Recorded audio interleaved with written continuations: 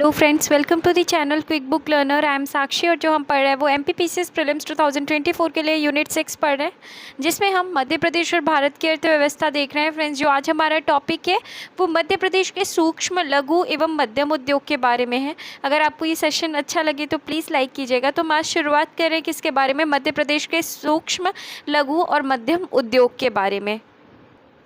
तो अगर हम देखें तो सूक्ष्म, लघु और मध्यम उद्योग आर्थिक विकास के इंजन के रूप में और समग्र विकास को बढ़ावा देने के लिए जाने जाते हैं। ये उद्योग न केवल बड़े उद्योगों की तुलना में अपेक्षाकृत कम पूंजी लागत पर रोजगार के अवसर प्रदान करते हैं, बल्कि ग्रामीण क्षेत्रों के आर्थिक विकास में भी क्या करते हैं? महत्वपूर्ण भूमिका निभाते हैं। नेक्स्ट पॉइंट क्या है कि किसी भी राज्य के आर्थिक विकास का एक बड़ा भाग व्यापार हेतु वातावरण और उसके लघु एवं मध्यम उद्योगों के प्रति उसकी प्रतिबद्धता पर निर्भर करता है। आर्थिक समीक्षा 2022-23 के अनुसार वर्ष 2022-23 में माह नवंबर 2022 तक 2.13 लाख सूक्ष्म, लघु और मध्यम उद्योगों की स्थापना हुई, जिसमें 11.30 लाख लोगों को रोजगार क्या किया गया है? उपलब्ध कराया गया है। वर्ष 2022-23 में माह नवंबर 2022 तक 181.63 करोड़ की वित्तीय सहायता सूक्ष्म, लघु और मध्यम विनिर्माण इकाइयों को प्रदान की गई है। अब हम बात करते हैं सूक्ष्म, लघु और मध्यम उद्योगों के वर्गीकरण के बारे में।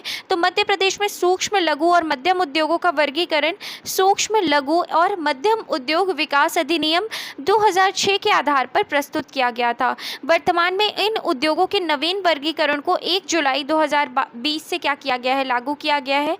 इसके बाद एमएसएमई अधिनियम 2006 में परिभाषित संयंत्र और मशीनरी या उपकरणों में निवेश के आधार पर क्या किया गया है? वर्गीकरण किया गया है। तो ध्यान रखना है, मध्य प्रदेश में सूक्ष्म, लघु और मध्यम उद्योगों का वर्गीकरण सूक्ष्म, लघु और मध्यम उद्योग विकास अधिनियम 2006 के आधार पर प्रस्तुत किया गया था। वर्तमान में उन उद्योगों के नवीन वर्गीकरण को 1 जुलाई 2020 से क्या किया गया है? लागू किया गया है। और एमएसएमई अधिनियम 2006 में परिभाषित संयंत्र और मशीनरी या उपकरणों में निवेश के आधार पर क्या किया गया है? वर्गीकरण किया गया। इकाई का प्रकार अगर हम देखें तो विनिर्माण या उत्पादन, प्रसंस्करण या वस्तुओं के संरक्षण के लिए स्थापित संयंत्र और मशीनरी में निवेश। तो अगर हम इकाई का प्रकार और यहाँ पर निवेश देख रहे हैं तो सूक्ष्म जो इकाई है उसके लिए कितना निवेश है? तो 25 लाख रुपए से अधिक नहीं। लघु जो इकाई है उसके लिए 25 लाख रुपए से अधिक तथा 5 करोड़ रुपए से अधिक नहीं। और मध्यम के लिए कितना निवेश होना चाहिए? तो 5 करोड़ रुपए से अधिक तथा 10 करोड़ रुपए से अधिक नहीं। इसके बाद अगर हम यहाँ देखें तो एक तरफ इकाई का प्रकार दिया गया और दूसरी तरफ क्या दिया गया है? सेवाएं उपलब्ध कराने या प्रतिपादन में लगे उद्यमों के लिए स्थापित उपकरणों में निवेश। तो इकाई का प्रकार अगर हम देखें, सूक्ष्म इकाई अगर हम देखें तो यहाँ पर कितना? तो 10 लाख रुपए से अधिक निवेश नहीं होना चाहिए। दूसरा जो है वो है लघु, तो 10 लाख रुपए से अधिक तथा 2 करोड़ रुपए से कम 2 करोड़ रुपए से अधिक नहीं होना चाहिए। 10 लाख रुपए से अधिक तथा 2 करोड़ रुपए से अधिक नहीं होना चाहिए। तो यहाँ पर ये होगा कि 10 लाख रुपए से कम नहीं होना चाहिए और 2 करोड़ रुपए से ज़्यादा नहीं। और मध्यम में क्या है? 2 करोड़ रुपए से अधिक तथा 5 करोड़ रुपए से अधिक नहीं, मतलब 2 करोड़ रुपए से अधिक रहना चाहिए और 5 करोड़ रुपए से अधिक नहीं होना चाहिए। इसके बाद हम बात करते हैं नवीन वर्गीकरण के बारे में। 1 जुलाई 2020 से जो क्या किया गया है? लागू किया गया है। तो इकाई का प्रकार जो सूक्ष्म इकाई के लिए वर्गीकरण के मानदंड क्या है? तो जिसमें संयंत्र एवं मशीनरी अथवा उपस्कर यानी इक्विपमेंट में 1 करोड़ रुपए से अधिक का निवेश नहीं होता है तथा उसका कारोबार 5 करोड़ रुपए से अधिक का नहीं होता है।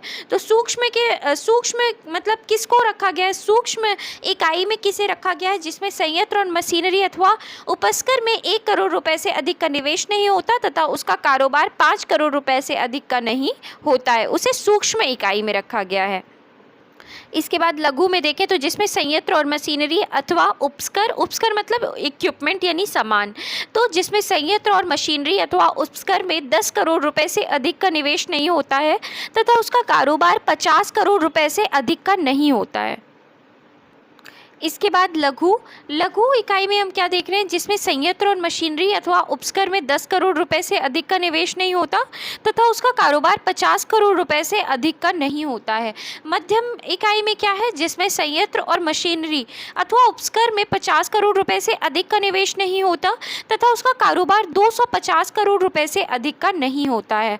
इसके बाद अब हम बात करते हैं सूक्ष्म लघु और मध्यम उद्योग विभाग के बारे में।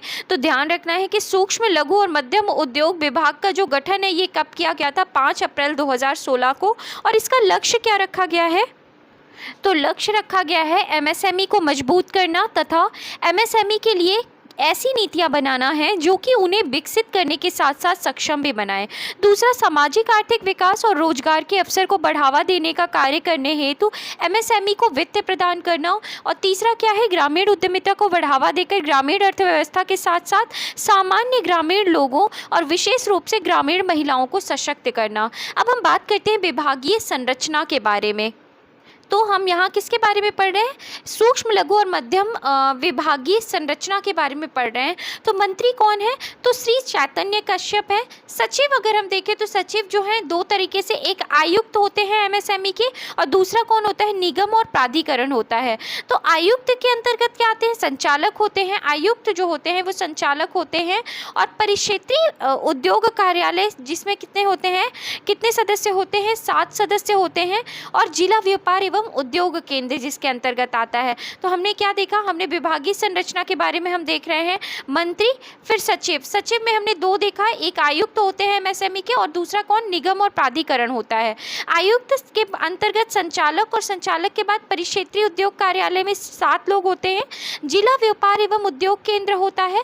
इसके बाद अगर हम निगम और प्राधिकरण में देखें तो मध्य प्रदेश लघु उद्योग निगम और ग्वालियर व्यापार मेला प्राधिकरण। मध्य प्रदेश लघु उद्योग निगम में अगर हम देखें तो कितने कौन कौन से क्षेत्र आते हैं, तो मध्य प्रदेश ट्रेड फेयर आता है, निरीक्षण या परीक्षण आता है, क्षेत्रीय विपणन आता है, बिजनेस डेवलपमेंट आता है, मृगनैनी एम्पोरियम आता है, कच्चा माल आता है और संपदा निर्माण आता है। तो इस तरीके से हमने क्या देखा, इस तरीके से हमने विभागीय संरचना के बारे में देखा। अब हम बात करते हैं सूक्ष्म लघु और मध्यम उद्योग विभाग से संबंधित नीतियों और कार्यक्रम के बारे में। सूक्ष्म लघु और मध्यम उद्योग विकास अधिनियम 2006 में 2 अक्टूबर 2006 से लागू। उद्देश्य क्या है, प्रतिस्पर्धात्मक तरीके से लघु और मध्यम उद्योगों की उन्नति और विकास में मदद करना। प्रमुख प्रावधान क्या क्या है, तो पहला प्रावधान हमने क्या देखा, विनिर्माण या उत्पादन, प्रसंस्करण या वस्तुओं के संरक्षण के लिए स्थापित संयंत्र और मशीनरी में निवेश और सेवाएं उपलब्ध कराने या प्रतिपादन में लगे उद्यमों के लिए स्थापित उपकरण में निवेश के आधार पर एमएसएमई को परिभाषित करता है। संयंत्र और मशीनरी में निवेश मूल लागत में भूमि और भवन तथा अन्य मद जो लघु उद्योग मंत्रालय के आदेश द्वारा 5 अक्टूबर 2006 में दिए गए हैं को छोड़कर किए गए निवेश से है। उद्योगों के साथ साथ सेवा क्षेत्र को भी मान्यता देते हुए उद्योग के स्थान पर उद्यम की परिभाषा, सूक्ष्म लघु और मध्यम उद्योगों का स्पष्ट वर्गीकरण और लास्ट पॉइंट है कि लघु उद्यम की सीमा को बढ़ाकर 5 करोड़ रुपए करना। तो ये सब हमने क्या पढ़ा, सूक्ष्म लघु और मध्यम उद्योग विकास अधिनियम 2006 में जो प्रमुख प्रावधान लाए गए हैं हमने क्या पढ़ा, उनके बारे में देखा। इसके बाद अब हम बात करते हैं मध्य प्रदेश सूक्ष्म लघु और मध्यम उद्योग विकास नीति 2021 जो है ये 13 अगस्त 2021 से लागू हुई। मध्य प्रदेश लघु उद्योग निगम राज्य में क्लस्टर गतिविधियों के लिए नोडल एजेंसी होगा। उद्देश्य क्या है, समग्र औद्योगिक विकास और सूक्ष्म लघु और मध्यम प्रतिस्पर्धा को प्राप्त करने के राज्य के लक्ष्य को प्राप्त करना। दूसरा, आधारभूत संरचना को सक्षम बनाना। तीसरा, एक अनुकूल वातावरण का निर्माण करना और एमएसएमई के लिए समावेशी विकास को बढ़ावा देना।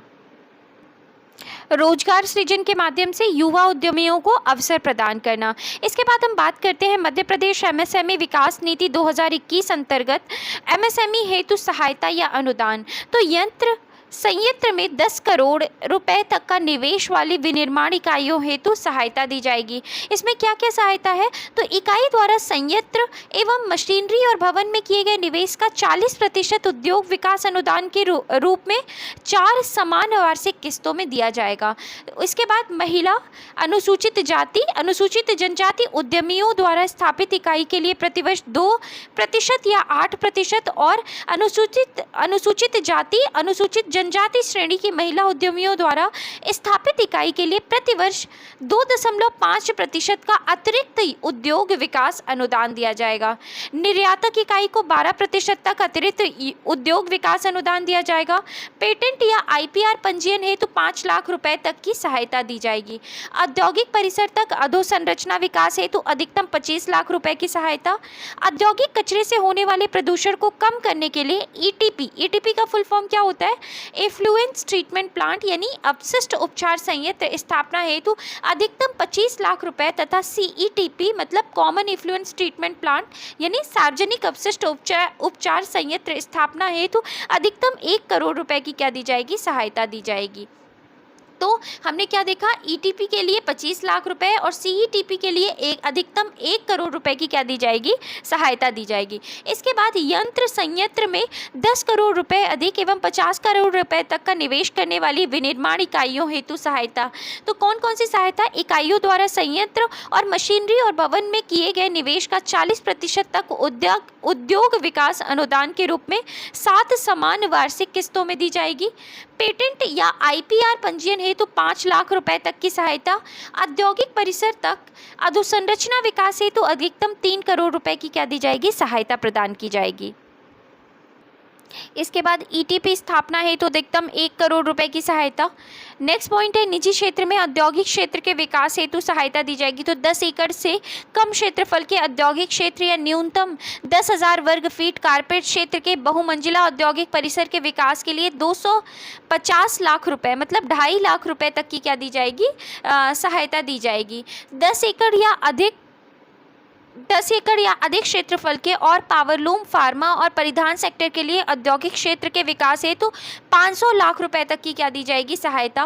पावरलूम क्षेत्र हेतु विशेष पैकेज यानी यंत्र संयंत्र में अधिकतम 10 करोड़ रुपए तक का क्या दिया जाएगा? निवेश दिया जाएगा। पावरलूम के उन्नयन के लिए उन्नयन लागत का 25% अनुदान। इसके बाद अगर हम देखें तो फार्मास्यूटिकल्स क्षेत्र हेतु विशेष पैकेज यानी यंत्र संयंत्र में अधिकतम 10 करोड़ रुपए तक का क्या होगा? निवेश होगा।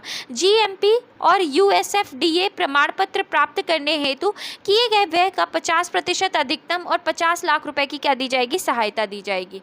इसके बाद हम बात करते हैं परिधान क्षेत्र हेतु विशेष पैकेज। यंत्र संयंत्र में 1 करोड़ रुपए से 10 करोड़ रुपए तक के निवेश वाली इकाई को 2500 रुपए प्रतिमाह प्रति व्यक्ति अनुदान दिया जाएगा। टेक्सटाइल क्षेत्र हेतु विशेष पैकेज दिया जाएगा। जैसे ब्याज अनुदान अगर हम बात करते हैं तो यंत्र संयंत्र हेतु टर्म लोन दिया जाएगा 25 करोड़ रुपए तक का स्थायी पूंजी निवेश 2% की दर से 5 वर्षों के लिए अधिकतम 5 करोड़ रुपए। 25 करोड़ रुपए से अधिक का स्थायी पूंजी निवेश 5% की दर से 5 वर्षों के लिए। इसके बाद नवीन कंपोजिट इकाई 25 करोड़ रुपए से अधिक का स्थायी पूंजी निवेश 7% की दर से 5 वर्षों के लिए दिया जाएगा।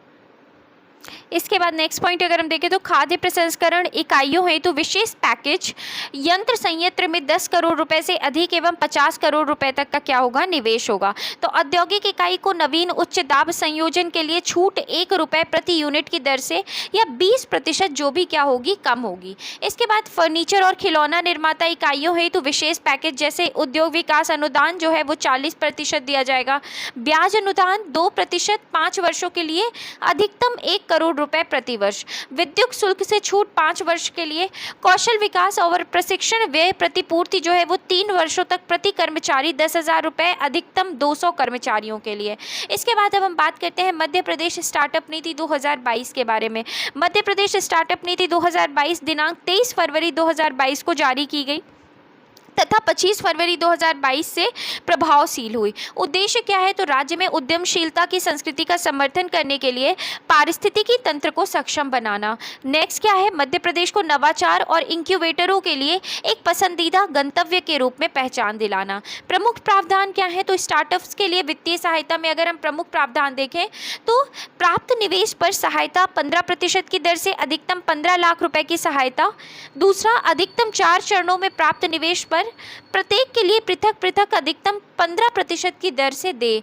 महिलाओं द्वारा स्थापित स्टार्टअप्स को 18% की सहायता। लीज रेंटल सहायता 50%, अधिकतम 5,000 रुपये प्रतिमाह 3 वर्ष के लिए। पेटेंट हेतु 5 लाख रुपए की अधिकतम सहायता प्रदेश में स्थापित स्टार्टअप के लिए। तो पेटेंट के लिए कितनी दी जाएगी अधिकतम सहायता? तो 5 लाख रुपए की अधिकतम सहायता दी जाएगी। इसके बाद अगर हम देखें तो इंक्यूबेटर के लिए वित्तीय सहायता के बारे में देखते हैं। तो इंक्यूबेटर्स को 5 लाख रुपए की सहायता। दूसरा क्या है? स्टार्टअप से संबंधित कार्यक्रम के लिए 5 लाख रुपए प्रति आयोजन इंक्यूबेटर्स को सहायता, अधिकतम 20 लाख रुपए प्रति वर्ष। इसके बाद इंक्यूबेटर्स की क्षमता विस्तार हेतु 5 लाख रुपए की एक मुफ्त सहायता। वर्तमान में मध्य प्रदेश में लगभग 51 इंक्यूबेटर सेंटर क्या है? कार्यरत है। तो ध्यान रखना है, अभी वर्तमान में अगर मध्य प्रदेश में बात करें तो कितने 51 इंक्यूबेटर सेंटर क्या है? कार्यरत है। इसके बाद हम देखते हैं उत्पाद आधारित स्टार्टअप्स के लिए विशेष वित्तीय सहायता और सहयोग। तो प्रशिक्षण व्यय प्रतिपूर्ति ये कितना है? तो प्रति नवीन कर्मचारी 13,000 रुपये 3 वर्ष के लिए 25 कर्मचारियों तक सीमित। केवल मध्य प्रदेश के मूल निवासी कर्मचारियों के लिए क्या चलाई गई है? ये योजना है, ये सहयोग दिया गया है, प्रशिक्षण व्यय प्रतिपूर्ति। इसके बाद रोजगार सृजन अनुदान क्या है? तो समस्त नवीन कर्मचारियों को 5,000 रुपये प्रति कर्मचारी प्रति माह सहायता, 25 कर्मचारियों तक सीमित है और अधिकतम 3 वर्ष के लिए। एमएसएमई विकास नीति 2021 में प्रावधानित सुविधाओं का क्या है? लाभ दिया जाएगा। इसके बाद अगर हम बात करते हैं तो राज्य नवाचार चुनौती के बारे में देखते हैं, स्टेट इनोवेशन चैलेंज के बारे में देखते हैं। 1 करोड़ रुपए तक अनुदान, अधिकतम 4 चरणों में 2 वर्ष हेतु राज्य उपार्जन में सहायता, अटल बिहारी वाजपेयी सुशासन और नीति विश्लेषण संस्थान में उपलब्ध सुविधाओं का लाभ। इसके बाद मध्य प्रदेश एमएसएमई को औद्योगिक भूमि तथा भवन आवंटन एवं प्रबंधन नियम 2021, ये प्रारंभ कब हुआ? 8 जून 2021 को। उद्देश्य क्या है? मध्य प्रदेश राज्य में औद्योगिक अविकसित भूमि, औद्योगिक क्षेत्र की विकसित एवं विकसित की जाने वाली भूमि को एवं औद्योगिक भवनों के प्रबंधन हेतु। इसके बाद अगर हम बात करते हैं तो मध्य प्रदेश भंडार क्रय तथा सेवा उपार्जन नियम 2015 प्रारंभ कब हुआ? 13 जनवरी 2023 को। उद्देश्य क्या है? शासकीय क्रय में कार्यकुशलता, समयबद्धता, मितव्ययता, पारदर्शिता और प्रतिस्पर्धा सुनिश्चित करने के साथ साथ प्रदेश के सूक्ष्म एवं लघु उद्योग को बढ़ावा देने के उद्देश्य से राज्य शासन, शासकीय विभाग एवं उनके घटकों द्वारा सामग्री एवं सेवा उपार्जन हेतु। इसके बाद अब हम बात करते हैं प्रधानमंत्री रोजगार सृजन कार्यक्रम के बारे में, जिसकी शुरुआत 15 अगस्त 2008 को हुई। नोडल विभाग खादी एवं ग्रामोद्योग आयोग है जो कि केंद्र स्तर पर है। खादी एवं ग्रामोद्योग आयोग, खादी एवं ग्रामोद्योग बोर्ड एवं जिला व्यापार एवं उद्योग केंद्र, ये किस पर है? तो राज्य स्तर पर है। उद्देश्य क्या है इसका? तो शिक्षित बेरोजगारों को स्वयं का व्यवसाय आरंभ करने के लिए अधिकतम परियोजना लागत 50 लाख रुपए तथा सेवा या व्यवसाय के लिए अधिकतम परियोजना लागत 20 लाख रुपए हेतु बैंक के माध्यम से ऋण प्रदान किया जाता है। योजना अंतर्गत हितग्राहियों को शहरी व ग्रामीण के आधार पर मार्जिन मनी सहायता का लाभ दिया जाता है। प्रधानमंत्री रोजगार सृजन कार्यक्रम या मुद्रा योजना अंतर्गत लाभान्वित विद्यमान इकाई के विस्तार के लिए भी योजना अंतर्गत उद्योग के लिए 1 करोड़ रुपए तक की परियोजना लागत हेतु और सेवा या व्यवसाय के लिए 25 लाख रुपए तक की परियोजना लागत हेतु बैंक के माध्यम से ऋण प्रदान किया जाता है। तो बैंक के माध्यम से क्या दिया जाता है? ऋण। तो प्रधानमंत्री रोजगार सृजन कार्यक्रम या मुद्रा योजना अंतर्गत लाभान्वित विद्यमान इकाई के विस्तार के लिए भी योजना अंतर्गत उद्योग के लिए 1 करोड़ रुपए तक की परियोजना लागत हेतु और सेवा व्यवसाय के लिए 25 लाख रुपए तक की परियोजना लागत हेतु बैंक के माध्यम से ऋण प्रदान किया जाता है। भारत सरकार द्वारा प्रधानमंत्री रोजगार योजना और ग्रामीण रोजगार सृजन कार्यक्रम को समन्वित कर प्रधानमंत्री रोजगार सृजन कार्यक्रम क्या किया गया है? प्रारंभ किया गया है। अब हम बात करते हैं मुख्यमंत्री आर्थिक कल्याण योजना के बारे में, जिसका प्रारंभ 1 अगस्त 2014 को हुआ। उद्देश्य प्रदेश के सभी वर्गों को स्वरोजगार के लिए ऋण उपलब्ध कराना। इस योजना के अंतर्गत सामान्य वर्ग को पूंजीगत लागत का 15% तथा बीपीएल, अनुसूचित जाति, जनजाति तथा अन्य पिछड़े वर्गों के लिए 50% दिया जाएगा। इसके बाद हम बात करते हैं मुख्यमंत्री स्वरोजगार योजना के बारे में। इसका प्रारंभ 1 अगस्त 2014 को हुआ। उद्देश्य प्रदेश के सभी वर्गों को स्वरोजगार के लिए प्रोत्साहित करना। इस योजना के अंतर्गत सामान्य वर्ग को पूंजीगत लागत का 15% दिया जाएगा, जिसकी अधिकतम सीमा जो है वो कितनी है, 1 लाख रुपए है। तो इस योजना के अंतर्गत क्या है, सामान्य वर्ग को पूंजीगत लागत का कितना दिया जाएगा, 15% दिया जाएगा, जिसकी अधिकतम सीमा कितनी है, 1 लाख रुपए है। इसके बाद बीपीएल, अनुसूचित जाति जनजाति, अन्य पिछड़े वर्गों तथा महिलाओं के लिए 30% दिया जाएगा, जिसकी अधिकतम सीमा 2 लाख रुपए है। अब हम बात करते हैं मुख्यमंत्री कृषक उद्यमी योजना के बारे में। इसका प्रारंभ 23 अप्रैल 2018 को हुआ। उद्देश्य क्या है, किसानों के बच्चों को नए उद्योग स्थापित करने के लिए ऋण उपलब्ध कराना। इस योजना के अंतर्गत पूंजीगत लागत का 15% सामान्य वर्ग को तथा 20% बीपीएल वर्ग को प्रदान किया जाएगा। इसके बाद हम बात करते हैं सूक्ष्म लघु और मध्यम उद्योग विभाग से संबंधित संस्थाओं के बारे में। तो स्थापना कब हुई, स्थापना वर्ष 1961 में हुई। मुख्यालय भोपाल में है। यह कंपनी अधिनियम 1956 के अंतर्गत कंपनी के रूप में क्या है, पंजीकृत है। उद्देश्य क्या है, तो मध्य प्रदेश के एमएसएमई को कच्चा माल उपलब्ध कराना, ताकि प्रतिस्पर्धी बाजारों के लिए अपने उत्पादों को विकसित करने में उनकी मदद की जा सके। सेकेंड पॉइंट, निगम को एक विपणन और क्रय संगठन के रूप में विकसित करना एवं इसमें ई गवर्नेंस की शुरुआत करना। नेक्स्ट क्या है, उच्च गुणवत्ता वाली तकनीक सेवाओं को एसएसआई को उपलब्ध कराना। राज्य के लघु उद्योग या लघु उद्योगों के लिए राष्ट्रीय और अंतर्राष्ट्रीय बाजार में पहुंच को बढ़ावा देना और प्रदान करना।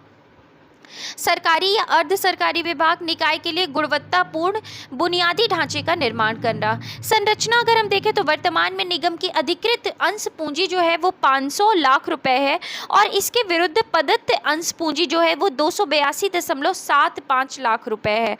अब हम बात करते हैं किसके बारे में, राज्य लघु उद्योग संवर्धन बोर्ड के बारे में। इसके पहले हम किसके बारे में बात कर रहे थे, तो हम सूक्ष्म लघु और मध्यम उद्योग विभाग से संबंधित संस्थाओं के बारे में देख रहे थे। और कौन सी संस्थाओं के बारे में हमने देखा था, मध्य प्रदेश लघु उद्योग निगम लिमिटेड के बारे में देखा था। अब हम बात करते हैं किसके बारे में, राज्य लघु उद्योग संवर्धन बोर्ड के बारे में। तो स्थापना कब हुई, अक्टूबर 2014 को। पुनर्गठन कब हुआ, दिनांक 30 मार्च 2019 को। स्थापना अक्टूबर 2014 को और पुनर्गठन कब हुआ, तो 30 मार्च 2019 को।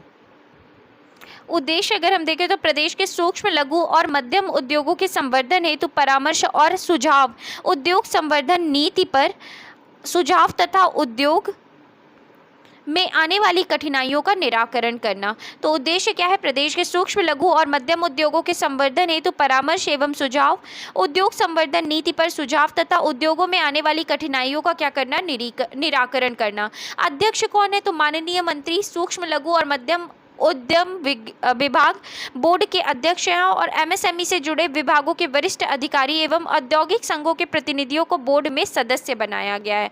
तो ध्यान रखना है, अध्यक्ष में कौन है, माननीय मंत्री सूक्ष्म लघु और मध्यम उद्योग विभाग बोर्ड के अध्यक्ष हैं और एमएसएमई से जुड़े विभागों के वरिष्ठ अधिकारी और औद्योगिक संघों के प्रतिनिधियों को बोर्ड में क्या बनाया गया है, सदस्य बनाया गया। इसके बाद उद्योग संचालनालय मध्य प्रदेश के बारे में देखते हैं। तो मध्य प्रदेश के समग्र आर्थिक विकास में औद्योगिकीकरण और व्यापार संवर्धन के माध्यम से योगदान देना। दूसरा क्या है, सूक्ष्म लघु और मध्यम उद्योगों एवं सहायक औद्योगिक इकाइयों की स्थापना हेतु क्या करना, प्रोत्साहन देना। प्रदेश में इंक्यूबेटर व स्टार्टअप का पोषण और बढ़ावा देना। युवा उद्यमियों को उद्यम की स्थापना हेतु ऋण उपलब्ध कराना। ये सभी क्या है, उद्योग संचालनालय का क्या है, कार्य है। इसके बाद हम बात करते हैं सूक्ष्म और लघु उद्यम फैसिलिटेशन काउंसिल के बारे में। तो सूक्ष्म और लघु उद्यमों में भुगतान में विलंब को रोकने के लिए सूक्ष्म लघु और मध्यम उद्यम विकास अधिनियम 2006 की धारा 30 एवं 21 के अंतर्गत राज्य में सूक्ष्म और लघु उद्यम फैसिलिटेशन काउंसिल का गठन करने का प्रावधान है। ध्यान रखना है हमें कि सूक्ष्म और लघु उद्यम फैसिलिटेशन काउंसिल का जो गठन करने की बात की गई है वो कौन से, एमएसएमई विकास अधिनियम 2006 की धारा 30 और 21 के अंतर्गत क्या की गई है, फैसिलिटेशन काउंसिल का गठन करने का प्रावधान है। राज्य शासन द्वारा सूक्ष्म लघु और मध्यम उद्योग विकास अधिनियम 2006 के अधीन मध्य प्रदेश सूक्ष्म और लघु उद्यम फैसिलिटेशन काउंसिल नियम 2006 दिनांक 10 जनवरी 2007 को अधिसूचित किए गए थे तथा फैसिलिटेशन काउंसिल के गठन की अधिसूचना दिनांक 10 जनवरी 2007 को जारी कर दी गई थी। तो इस तरीके से हमने देखा। इसके बाद हम बात करते हैं central institute of petrochemicals engineering and technology के बारे में, जिसे सीपेट भी कहते हैं। इसकी स्थापना कब हुई? वर्ष 1988 में हुई, केंद्र सरकार के सहयोग से। मुख्यालय कहाँ है? भोपाल में है। उद्देश्य क्या है? पेट्रोकेमिकल्स इंजीनियरिंग और प्रौद्योगिकी क्षेत्र में अंतर्राष्ट्रीय ख्याति प्राप्त करना और सतत विकास को सुनिश्चित करना। पेट्रोकेमिकल्स इंजीनियरिंग एवं प्रौद्योगिकी क्षेत्र में विशेष शैक्षणिक और कौशल विकास प्रशिक्षण कार्यक्रमों को पेश करना। दूसरा क्या है? सीपेट भोपाल को भारत सरकार से उनकी परियोजनाओं हेतु अधोसंरचना, मशीनरी एवं उपयोग हेतु सहायता प्राप्त होती है। यह सहायता केंद्र सरकार अंश 50% और राज्य सरकार अंश 50% के आधार पर प्राप्त हुई है। इसके बाद अब हम बात करते हैं सीपेट के बारे में, central institute of petrochemical engineering and technology vocational training centre के बारे में। स्थापना कब हुई? नवंबर 2016। शिलान्यास कब हुआ? 6 जून 2017 को। मुख्यालय कहाँ पर है? ग्वालियर में। उद्देश्य क्या है? उद्योगों को कुशल मानव संसाधन प्रदान करने के साथ साथ देश भर के उद्योगों को तकनीकी सहायता और सेवाएं प्रदान करना। इसके बाद एमएसएमई बिजनेस फैसिलिटेशन सेल के बारे में अगर हम देखें तो उद्योग संचालनालय मध्य प्रदेश में एमएसएमई बिजनेस फैसिलिटेशन सेल हेतु चयनित संस्था द्वारा 1 जून 2021 से कार्य प्रारंभ किया गया है। महिला प्रकोष्ठ के बारे में देखें तो विभाग द्वारा संचालित योजनाओं में महिलाओं की भागीदारी अधिकाधिक हो, इस हेतु जिला स्तर पर जिला व्यापार एवं उद्योग केंद्रों में महिला प्रकोष्ठ का गठन किया गया है।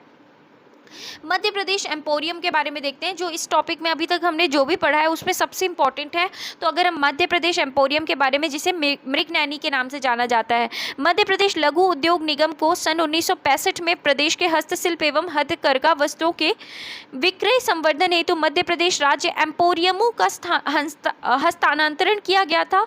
इनको बाद में निगम द्वारा मृगनैनी मध्य प्रदेश एम्पोरियम के नाम से संचालित किया गया। एम्पोरियम विभाग का गठन कर प्रदेश के शिल्प एवं हथकरघा वस्तुओं के परंपरागत कौशल और विरासत को सहेज कर रखने के साथ साथ उसके बृहद विपणन की व्यवस्था की गई। मृगनैनी मध्य प्रदेश एम्पोरियम निगम के अधीन ट्रेडमार्क के रूप में पंजीकृत है और इस नाम के उपयोग का सर्वाधिकार मध्य प्रदेश लघु उद्योग निगम के पास सुरक्षित है। वर्तमान में निगम द्वारा भोपाल, इंदौर, ग्वालियर, जबलपुर, रीवा तथा प्रदेश के बाहर नई दिल्ली तथा कोलकाता में एम्पोरियम संचालित किए जा रहे हैं। तो कहाँ? भोपाल, इंदौर, ग्वालियर, जबलपुर, रीवा और प्रदेश के बाहर देखें तो नई दिल्ली और कोलकाता में क्या किए जा रहे हैं? एम्पोरियम संचालित किए जा रहे हैं। समस्त एम्पोरियमों द्वारा प्रमाण पत्र प्राप्त किया गया है। और कौन सा प्रमाण पत्र? तो ISO प्रमाण पत्र प्राप्त किया गया। मृगनैनी का नवीन शॉपिंग पोर्टल मृगनैनी.ऑर्गेनाइजेशन मृगनैनी मध्य प्रदेश एम्पोरियमों के विभिन्न उत्पादों के ऑनलाइन विक्रय हेतु निगम का स्वयं का शॉपिंग पोर्टल www.mrignani.organization तैयार किया गया है। और इसमें क्या किया गया है? तो इसमें लगभग 700 उत्पादों को अपलोड किया गया है। इन प्रोडक्ट में मध्य प्रदेश के बुनकरों, हस्तशिल्पियों द्वारा तैयार की गई विभिन्न साड़ियाँ, ड्रेस मटेरियल, फ्रॉक इत्यादि के साथ साथ विभिन्न प्रकार की हैंडीक्राफ्ट सामग्री जो है वो क्या है? शामिल है। मृगनैनी एम्पोरियम केंद्र अगर हम मध्य प्रदेश में देखें तो कहाँ है? भोपाल में है, इंदौर में, ग्वालियर में, रीवा में और जबलपुर में। मध्य प्रदेश के बाहर कहाँ है? तो जयपुर में, दिल्ली में, कोलकाता में, रायपुर, भिलाई और उदयपुर में। ध्यान रखना है हमें। अगर मृगनैनी एम्पोरियम केंद्र के बारे में हम बात करें मध्य प्रदेश में कहाँ है? तो भोपाल, इंदौर, ग्वालियर, रीवा और जबलपुर। और मध्य प्रदेश के बाहर कहाँ है? तो जयपुर, दिल्ली, कोलकाता, रायपुर, भिलाई और उदयपुर।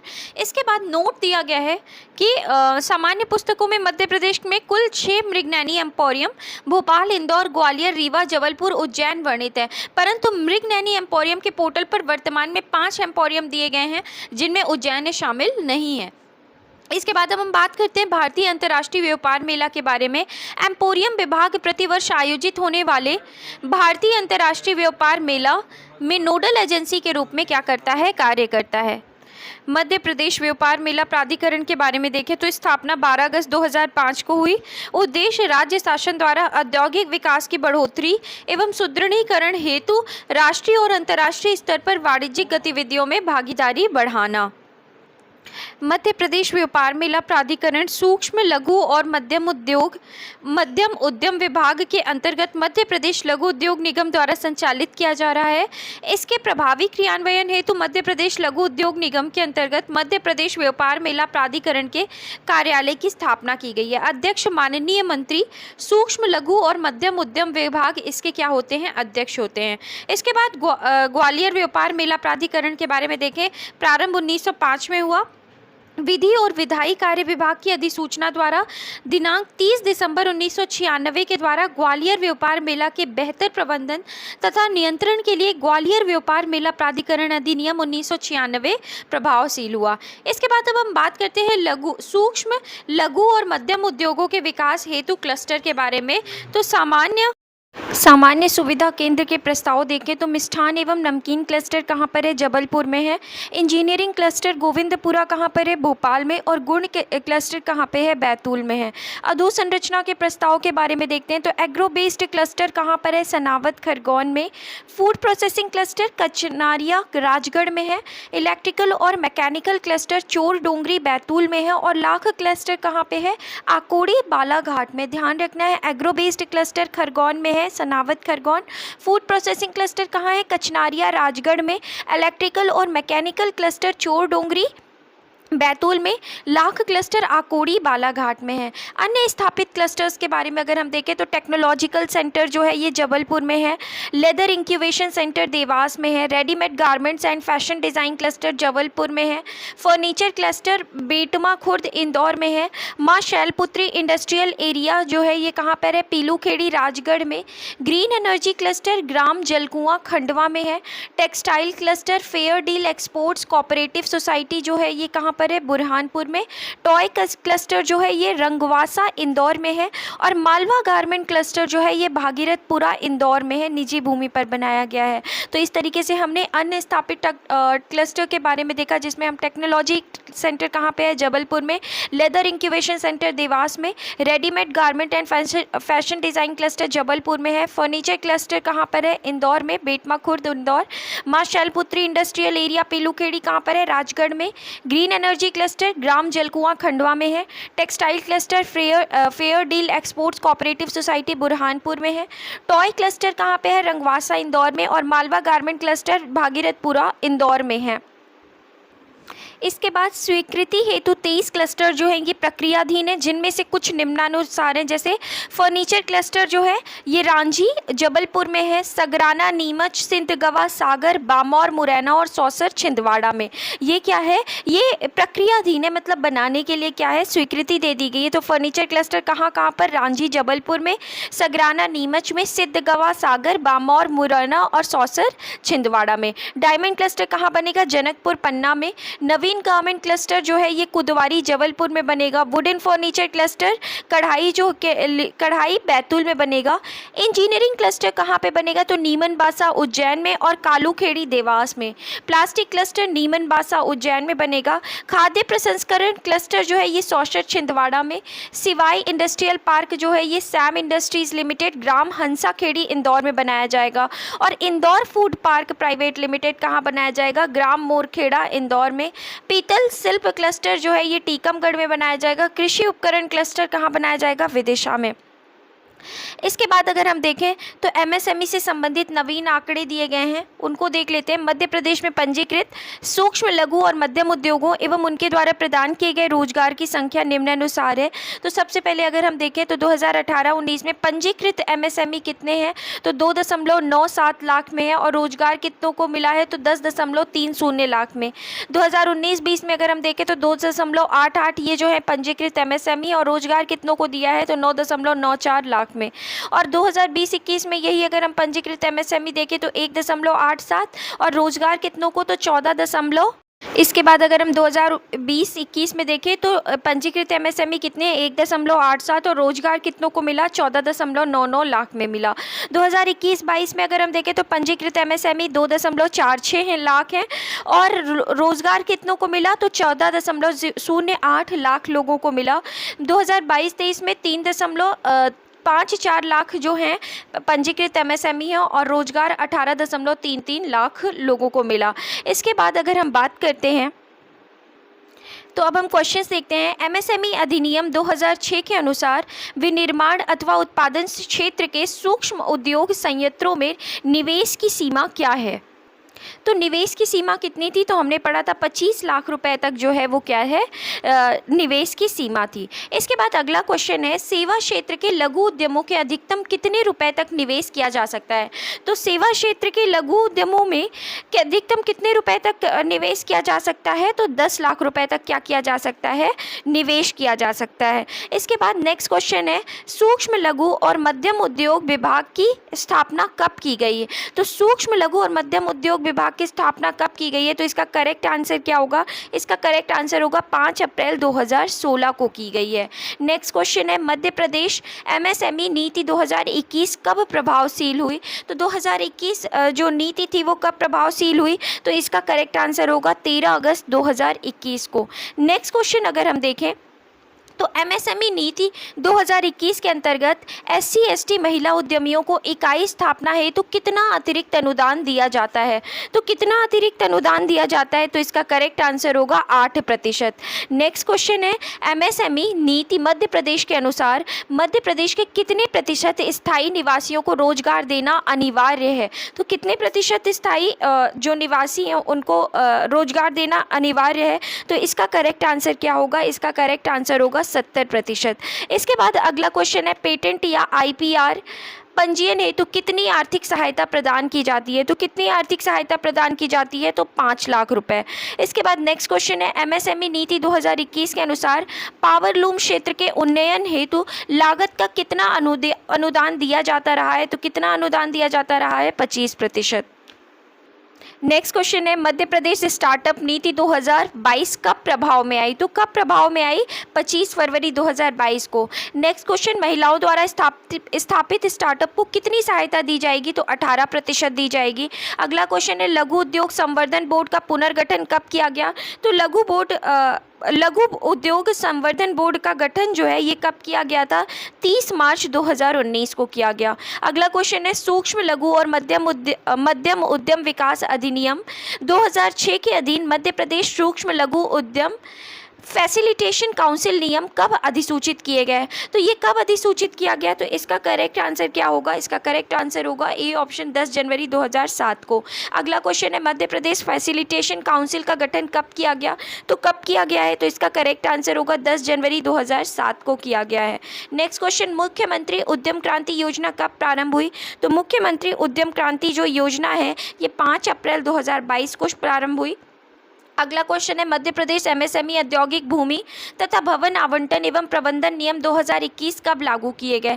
तो ये कब लागू किए गए हैं? तो ये 8 जून 2021 को क्या किया गया है? लागू किया गया है। अगला क्वेश्चन है, मध्य प्रदेश भंडार क्रय तथा सेवा उपार्जन नियम 2015 कब लागू किए गए? तो ये कब लागू किए गए हैं? 13 जनवरी 2023 को। नेक्स्ट क्वेश्चन है, central institute of petrochemicals engineering and technology CIPET की स्थापना कब हुई? तो सीपेट की स्थापना जो है ये कब हुई है? 1988 में। नेक्स्ट क्वेश्चन है, श्री वैष्णव एमएसएमई इंडस्ट्रियल पार्क कहाँ स्थापित है? तो ये कहाँ पर है? सांवेर इंदौर में है। इसके बाद एमएसएमई बिजनेस फैसिलिटेशन सेल ने कब से कार्य प्रारंभ किया? 1 जून 2021 से। अगला क्वेश्चन है, मध्य प्रदेश से बाहर किस शहर में मृगनैनी एम्पोरियम जो है वो स्थापित है? तो दिए गए ऑप्शन में इसका करेक्ट आंसर क्या होगा? कोलकाता होगा। इसके बाद Madhya Pradesh trade fair authority की स्थापना कब की गई थी? तो कब की गई थी? तो इसका करेक्ट आंसर होगा कौन सा? बी ऑप्शन 12 अगस्त 2005 को की गई थी। अगला क्वेश्चन है, वर्ष 2022-23 में कुल पंजीकृत एमएसएमई की संख्या कितनी थी? तो कुल कितनी थी? तो इसका करेक्ट आंसर होगा 3.54 लाख। इसके बाद अगला क्वेश्चन है, आकोड़ी लाख क्लस्टर किस जिले में स्थित है? तो आकोड़ी लाख क्लस्टर जो है ये कहाँ पर स्थित है? बालाघाट में स्थित है। इसके बाद मां शैलपुत्री इंडस्ट्रियल एरिया की स्थापना किस स्थान पर हुई है? तो पीलूखेड़ी राजगढ़ में हुई है। अगला क्वेश्चन है, मध्य प्रदेश लघु उद्योग निगम की स्थापना कब हुई? तो ये कौन से वर्ष हुई है? वर्ष 1961 में हुई है। अगला क्वेश्चन अगर हम देखें तो मध्य प्रदेश में सूक्ष्म लघु और मध्यम उद्योग विकास अधिनियम 2006 कब से प्रभावशील हुआ? तो 2006 ये जो कब से प्रभावशील हुआ? तो इसका करेक्ट आंसर होगा 2 अक्टूबर 2006 से। नेक्स्ट क्वेश्चन अगर हम देखें तो मध्य प्रदेश का प्रथम टॉय क्लस्टर कहाँ स्थापित किया गया। तो मध्य प्रदेश का प्रथम टॉय क्लस्टर जो है ये कहाँ स्थापित किया गया है? इंदौर में। अगला क्वेश्चन है, मध्य प्रदेश में डायमंड क्लस्टर कहाँ स्थापित है? तो मध्य प्रदेश में डायमंड क्लस्टर कहाँ पर स्थापित है? पन्ना में स्थापित है। और इस तरीके से फ्रेंड्स ये आंसर शीट दी गई है। आप चाहें तो अगर आपको लगे कि आंसर्स गलत है तो आप इससे भी मिला सकते हैं। तो लघु मध्यम सूक्ष्म उद्योगों के बारे में पढ़ा। आई होप आपको ये सेशन पसंद आया। अगर पसंद आया तो प्लीज़ लाइक करें, शेयर करें और सब्सक्राइब करें चैनल को। Thank you.